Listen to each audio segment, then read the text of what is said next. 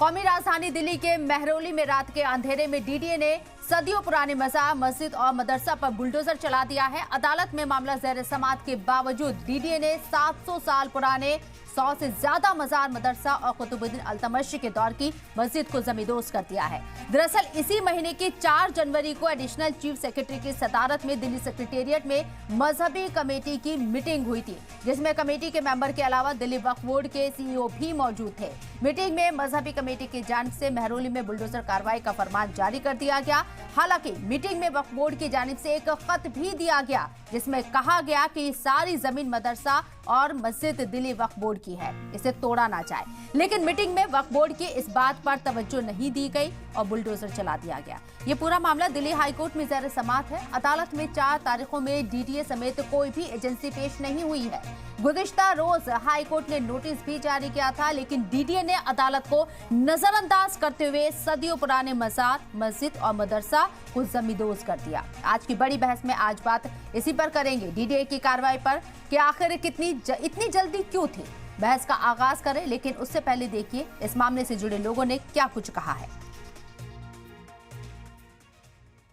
सबसे बड़ी बात यह है कि देखिए इस वक्त बोर्ड नहीं है, वक्त बोर्ड को एडमिनिस्ट्रेटेड चला रहा है और वो भी एलजी के अंडर में आता है। तो गोया के एलजी के ही हाथों में डीडीए, एलजी के हाथों में वक्त बोर्ड भी है। तो दोनों तरफ से घुमा फिरा के जैसे चाहे एलजी ऑर्डर कर दे, तो एलजी के इशारों पे शायद ये किया गया होगा, चूंकि वक्त बोर्ड भी के ऊपर भी एलजी बैठा हुआ, चूंकि सेक्रेटरी जो देख रहे हैं वो एलजी के अंडर में आते हैं और डीडीए के तो चेयरमैन एलजी होते ही हैं।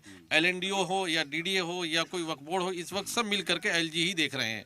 तो ये जो कुछ हुआ है इसका मतलब एलजी ने ही कराया है। या अगर इलीगल एनरोचमेंट थी, जो बात के बने हुए जैसे वजू खाना वगैरह था, वो भी आप तोड़ते तो एक तसल्ली रहती, बाथरूम वगैरह डेमोलिश करते एक तसल्ली रहती है। लेकिन ये मस्जिद तो 700-800 साल पुरानी है। अगर ये इलीगल एनरोचमेंट तो ये हो ही नहीं सकती। या तो ये मस्जिद मदरसा वक्फ बोर्ड की प्रॉपर्टी है या फिर ये एएसआई का मोन्यूमेंट है। ये तोड़ना तो किसी भी उसमें जायज़ नहीं है। इन्होंने 2-3 घंटे के अंदर अंदर जो इनको करना था, इन्होंने मस्जिद शहीद कर दी। कलाम पाक नहीं निकालने दिए वहाँ से हम लोगों को। बच्चे थे छोटे छोटे मदरसे के, 25-30 बच्चे हैं जो पढ़ते हैं वहाँ पे। उन्हें ये इमाम साहब हैं वहाँ पढ़ाते हैं, इनके थ्रू इन्होंने जैसे ही बचाया बच्चों को बचाया।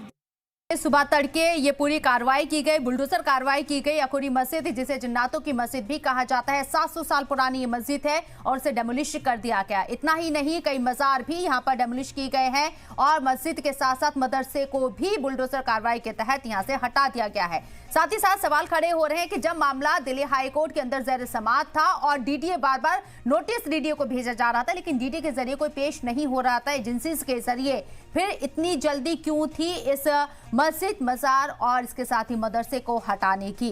क्या ये किसी साजिश के तहत हो रहा है? जानबूझकर इस तरह की कार्रवाई की जा रही है और कानूनों को एक तरीके से नजरअंदाज किया जा रहा है, क्योंकि कोर्ट ने ये ऑर्डर नहीं दिया था। मामला ज़ेर समाअत था, जमीन की पैमाइश का भी हुक्म दिया गया था। वक्फ बोर्ड चीख कर कहता रहा, रिलीजियस कमेटी में लेटर भी दिया गया कि आप इसके ऊपर कार्रवाई नहीं कर सकते हैं क्योंकि ये प्रॉपर्टी वक्फ बोर्ड की है। बावजूद इसके ये कार्रवाई हुई।